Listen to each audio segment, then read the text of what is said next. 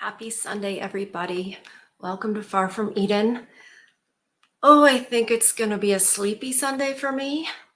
I got a little too hot yesterday and was at the barn too long, which not too long. I'm not sorry for it, but I can feel it. I got a little tired. But you know how you on a Sunday, it kind of feels good if, you're like, I don't know, just a satisfying feeling. But anyway, I did mention it at the end of the stream last night about how it really fed my soul. Anyway, also, happy Father's Day. I want to wish you guys a happy Father's Day, whether you are a father, wanted to be a father, and could never, find a woman who was a wife or a mother to have your children. And I know that that's the case for many. However, today is Sunday, and here on Far From Eden, we have a little tradition, and that is Grimm Brothers Fairytales on Sunday. Sometimes we'll throw in a poem here or there, or something else from the past that informs us, some art usually from the past that informs us of how it used to be. What did we used to know? And what can that tell us about what we're kind of scrambling to understand now? So I've chosen a fairy tale that I had never heard of because we've pretty much done all the ones that I've heard of. Last week, I think we did Hansel and Gretel, and that was the last one that I think there's still the shoemaker, the elves and the shoemaker, but I don't really know that story, like barely, but I don't even think I've read it. Anyway, this one is Faithful John. Sounded good? We'll see. We'll see what we can learn from this one. That we've learned something with every fairy tale we've read. Before I get going, please hit like, hit the thumbs up, and subscribe to the channel if you haven't already. Usually my little dog Lola will remind me to say that. She's very sleepy today too. All right, Faithful John. Once upon a time, there lived an old king who fell very sick and thought he was lying upon his deathbed. So he said, "Let Faithful John come to me." This Faithful John was his affectionate servant and was so called because he had been true to him all his lifetime. As soon as John came to his bedside, the king said, "My faithful John, I feel that my end approaches, and I have no other care than about my son, who is still so young that he cannot always guide himself aright. If you do not promise to instruct him in everything he ought to know and to be his guardian, I cannot close my eyes in peace." Then John answered, "I will never leave him. I will always serve him truly, even if it costs me my life." So the old king was comforted and said, "Now I can die in peace. After my death, you must show him all the chambers, halls, and vaults in the castle, and all the treasures which are in them. But the last room in the long corridor you must not show him, for in it hangs the portrait of the daughter of the king of the Golden Palace. If he sees her picture, he will conceive a great love for her and will fall down in a swoon, and on her account undergo great perils. Therefore, you must keep him away." The faithful John pressed his master's hand again in token of assent, and soon after the king laid his head upon the pillow and expired. Wow. This sounds so good already. Oh my goodness gracious. After the old king had been borne to his grave, the faithful John related to the young king all that his father had said upon his deathbed, and declared, "All this I will certainly fulfill. I will be as true to you as I was to him if it cost me my life." When the time of mourning was past, John said to the young king, "It is now time for you to see your inheritance. I will show you your paternal castle." I promise I did not know anything about this story. It's Father's Day. I looked at the table of contents and I just like, Faithful John. That's a man's name, Faithful. Wow. I couldn't have chosen a better one if I had tried. Okay, when the time of mourning was past, John said to the young king, "It is now time for you to see your inheritance. I will show you your paternal castle." So he led the king all over it, upstairs and downstairs, and showed him all the riches and all the splendid chambers. Only one room he did not open, containing the perilous portrait, which was so placed that one saw it directly the door was opened. And moreover, it was so beautifully painted that one thought it breathed and moved. Nothing in all the world could be more lifelike or more beautiful. The young king remarked, however, that the faithful John always passed by one door, so he asked, "Why do you not open that one?" "There is something in it," he replied, "which will frighten you." But the king said, "I have seen all the rest of the castle, and I will know what is in there." And he went and tried to open the door by force. The faithful John pulled him back and said, "I promised your father before he died that you should not see the contents of that room. It would bring great misfortunes both upon you and me." "Oh no," replied the young king. If I do not go in it, if I do, wait, I'm sorry. If I do not go in, it will be my certain ruin. I should have no peace, night or day, until I had seen it with my own eyes. Now, I will not stir from the place till you unlock the door." Then the faithful John saw that it was of no use talking. So with a heavy heart and many sighs, he picked the key out of the great bunch. When he had opened the door, he went in first and thought he would cover up the picture, that the king should not see it. But it was of no use, for the king stepped upon tiptoes, and looked over his shoulder. And as soon as he saw the portrait of the maiden, which was so beautiful and glittered with precious stones, he fell down on the ground insensible. The faithful John lifted him up and carried him to his bed, and thought with great concern, "Mercy on us! The misfortune has happened. What will come of it?" And he gave the young king wine until he came to himself. The first words he spoke were, "Who does that beautiful picture represent?" "That is the daughter of the king of the golden palace," was the reply. "Then," said the king, "my love for her is so great that if all the leaves on the trees had tongues, they should not gainsay it. My life is set upon the search for her. You are my faithful John. You must accompany me." The trusty servant deliberated for a long while how to set about this business, for it was very difficult to get into the presence of the king's daughter. At last, he bethought himself of a way and said to the king, "Everything which she has around her is of gold: chairs, tables, dishes, bowls, and all the household utensils.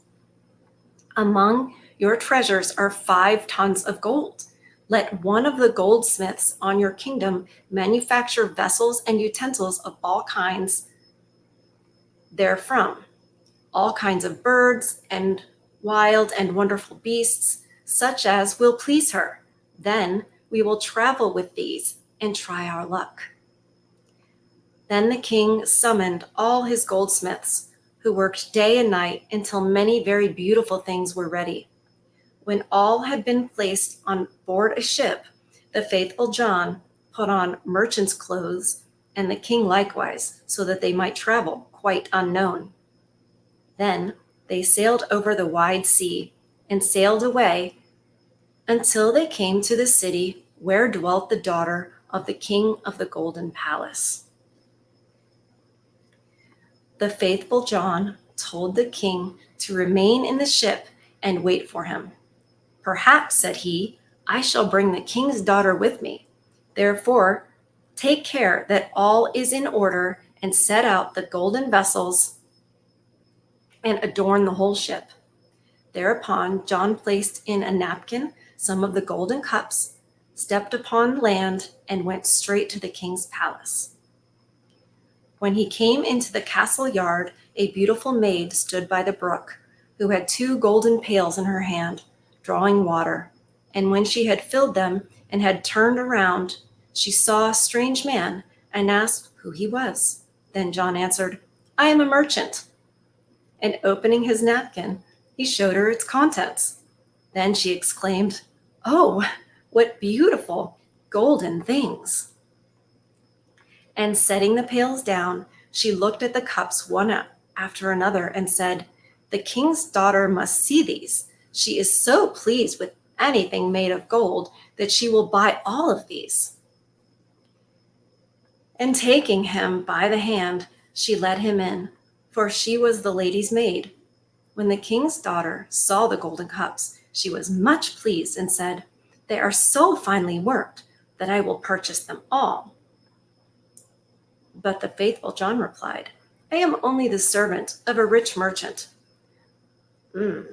What I have here is nothing in comparison to those which my master has in his ship, than which nothing more delicate or costly has ever been worked in gold."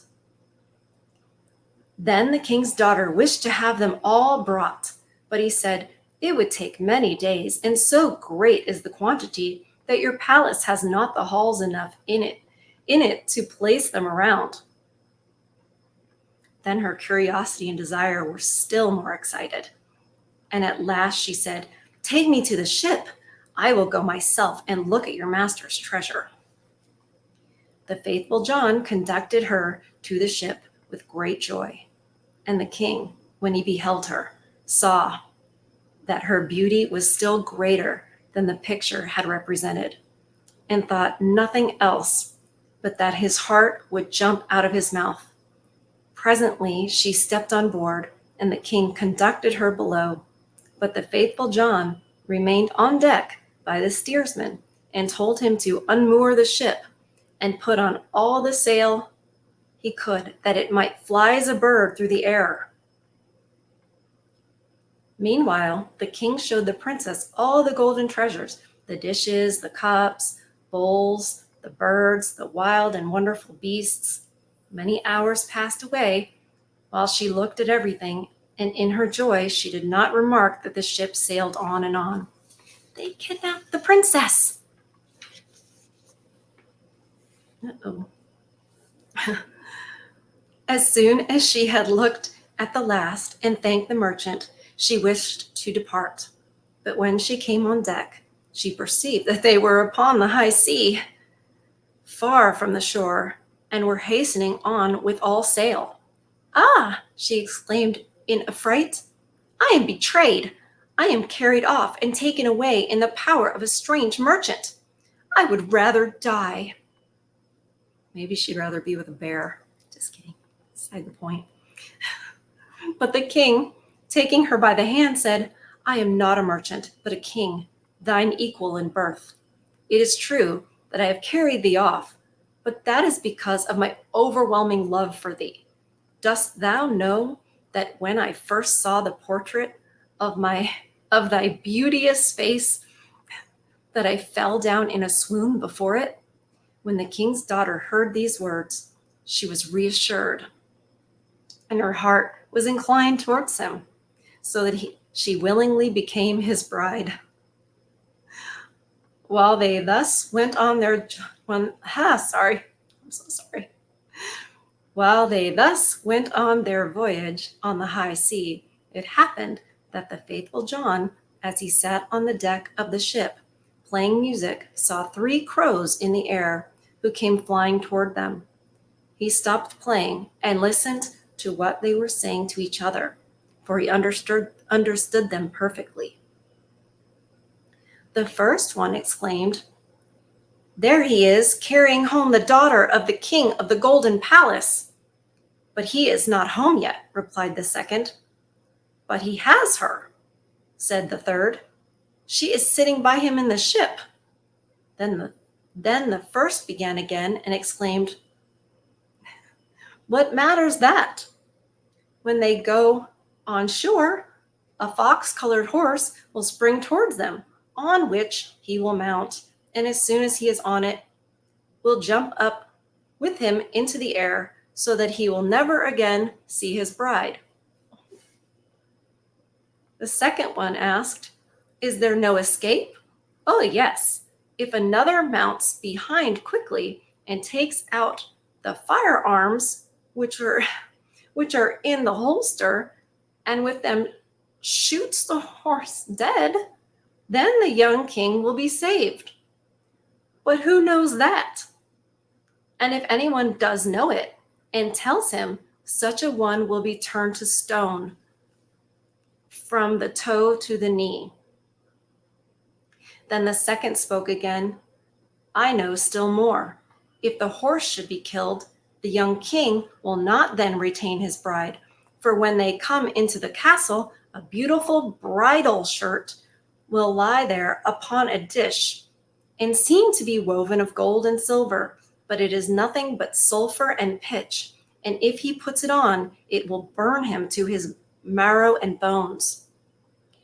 Then the third crow asked, "Is there no escape?" "Oh, yes," answered the second. "If someone takes up the shirt with his gloves on and throws it into the fire, so that it is burnt, the young king will be saved. But what does that signify? Whoever knows it and tells him will be turned to stone from his knee to his heart." Then the third crow spoke, "I know still more. Even if the bridal shirt be consumed, still the young king will not retain his bride. For if, after the wedding, a dance is held, while the young queen dances, she will suddenly turn pale and fall down as if dead. And if someone does not raise her up and take 3 drops of blood from her right breast and throw them away, she will die. But whoever knows that and tells it will have his whole body turned to stone from the crown of his head to the toes of his feet." Wow. After the crows had thus talked with one another, they flew away. And the trusty John, who had perfectly understood all they had said, was from that time very quiet and sad. For if he concealed from his master what he had heard, misfortune would happen to him. And if he told him all, he must give up his own life. If he told him all, he must give up his own life. But at last he thought, "I will save my master, even if I destroy myself." As soon as they came on shore, it happened just as the crow had foretold, and an immense fox-red horse sprang up. "Capital," said the king. "This shall carry me to my castle."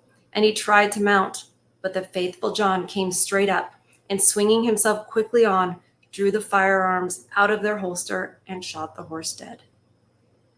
Then the other servants of the king, who were not on good terms with the faithful John, exclaimed, "How shameful to kill the beautiful creature, which might have borne the king to the castle."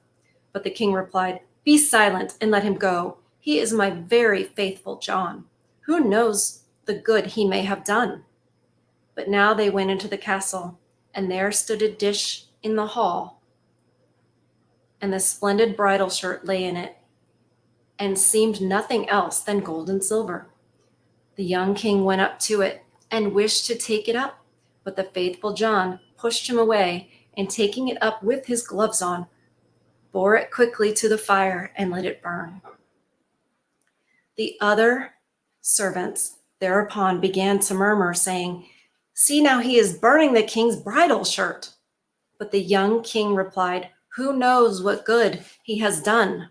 Let him alone. He is my faithful John." So after the wedding was celebrated, and a grand ball was given, and the bride began to dance. So the faithful John paid great attention and watched her countenance. All at once she grew pale and fell as if dead to the ground.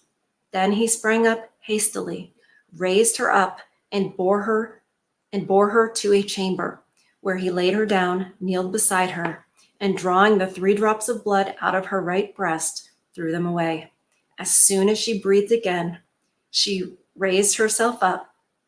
But the young king had witnessed everything, and not knowing why the faithful John had done this, was very angry and called out, "Throw him into prison!"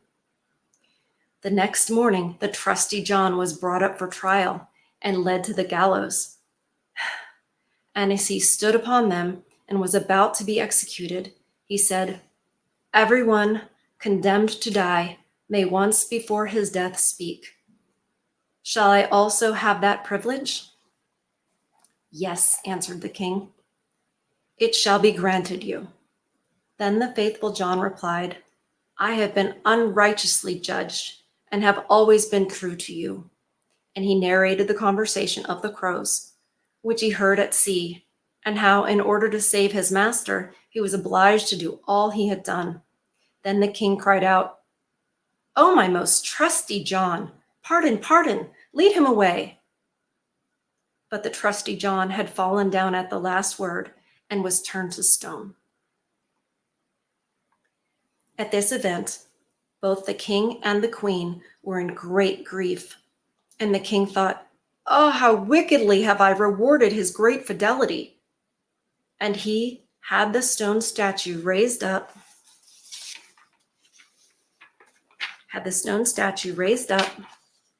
and placed in his sleeping chamber near his bed. And as often as he looked at it, he wept and said, "Ah, could I bring you back to life again, my faithful John."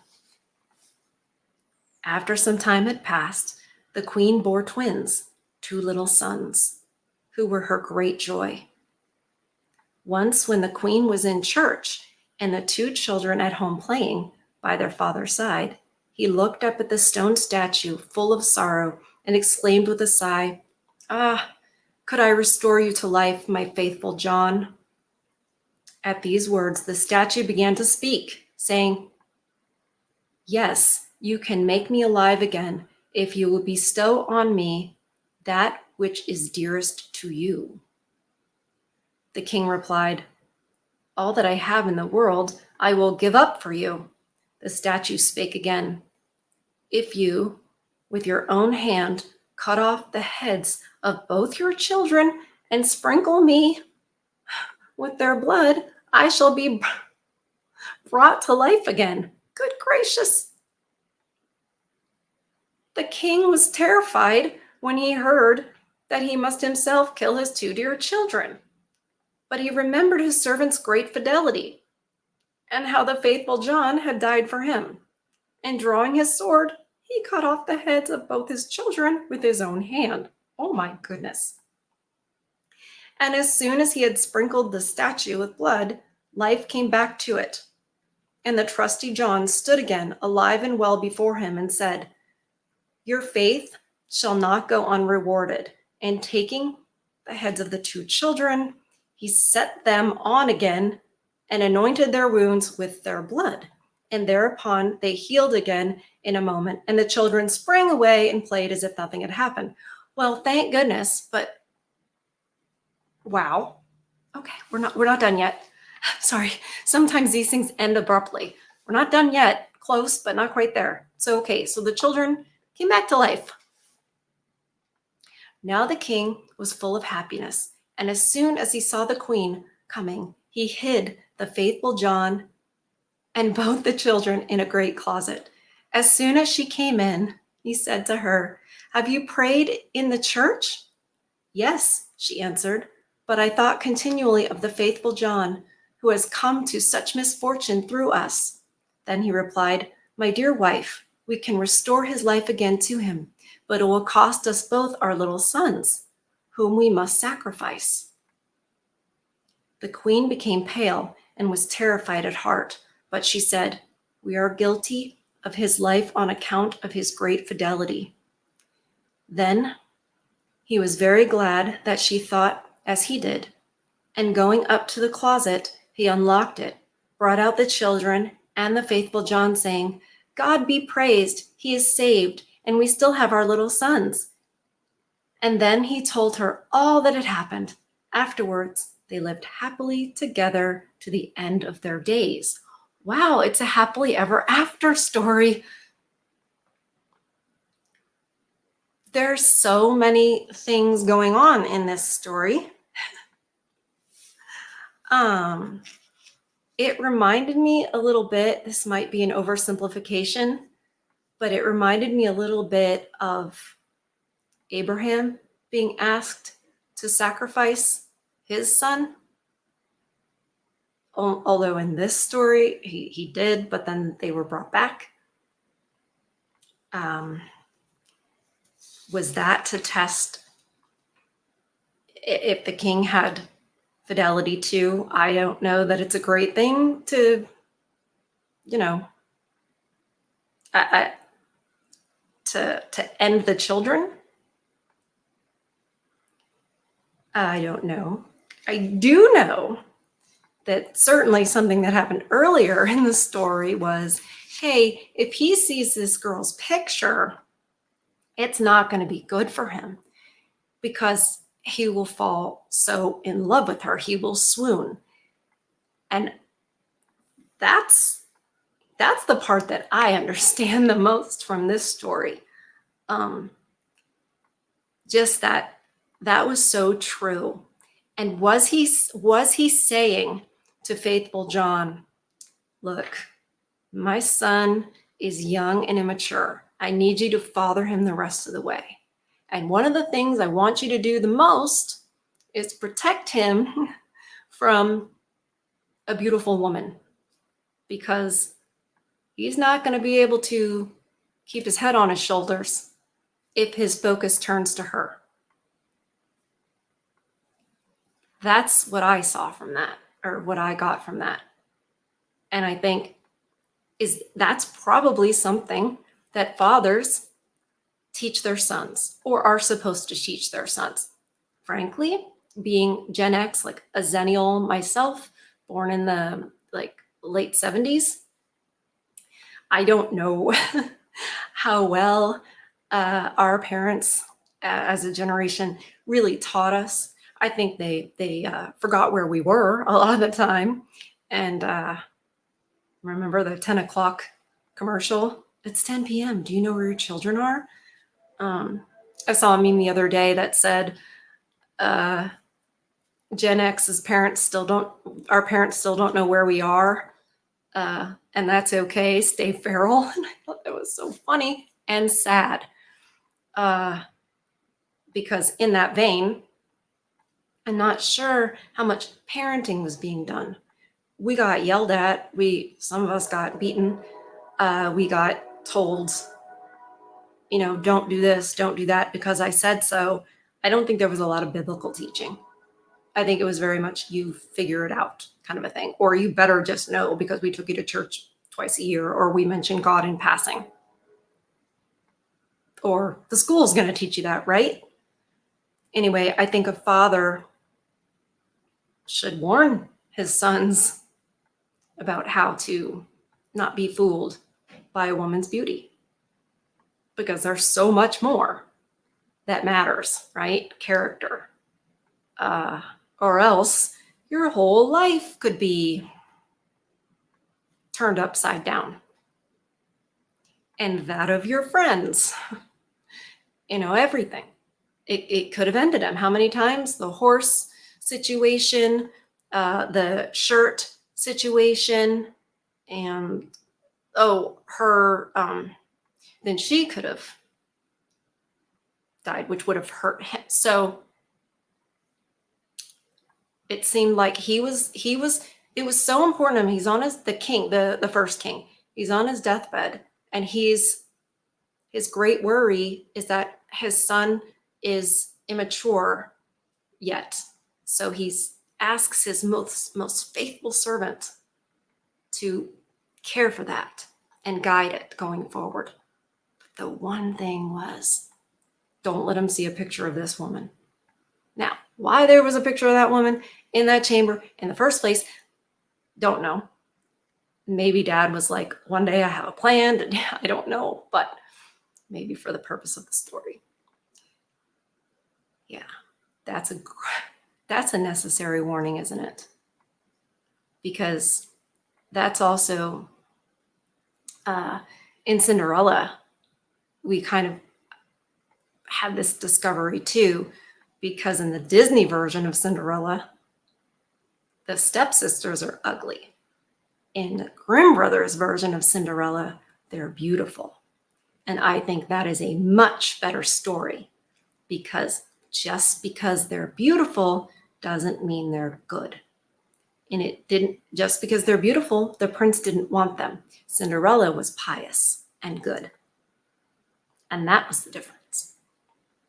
So I think a lot of the times, and this is a psychological, fact, that when people are shown a picture of an attractive person, someone that they think is attractive, pleasant to look at, they assume they assume good qualities to that person. They assume that person is honest. They assume that person is good. They assume all of these things that you're like, you know nothing about them. If you show them a person that's not as attractive, it's the opposite.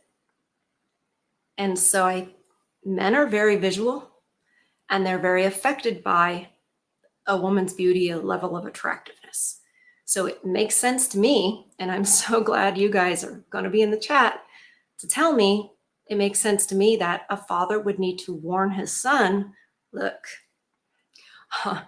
all that glitters is not gold, right? Interesting, because she loved gold. All that glitters is not gold. Because they would need to learn that. And I would imagine you'd be even more susceptible to it, obviously, when you're younger and your testosterone's pumping and you don't have experience and everything. So yeah, that could just ruin your whole life. Oh, wow. Well, I am glad I picked that for Father's Day. So basically, as long as they could get around all the ways that the woman would ruin his life, then things would be fine. But look what they had to do to get there. Wow. Gosh, I love these fairy tales. So I want to know from you guys if you think, like, what you think about all the stuff with the children and the sacrifice is a little dark there with the references to blood and, lives in exchange for other lives. And I don't know. I don't want to don't give me too dark of an explanation. I don't want to go down the, learning about the occult. I don't want to do that. But that was a good one. Faithful John. Faithful John. Indeed. Wow. He was faithful. He was faithful. Well, you guys, I hope you're having a good Sunday, and I hope you're taking care of yourselves, especially today on Father's Day. It's very important, whether you have children or you don't, whatever your situation is, you guys are important. And even though I know I'm talking to a bunch of different men with different circumstances and everything in your lives, I feel wholeheartedly that I can say, pretty sure you deserved better than what this life has given.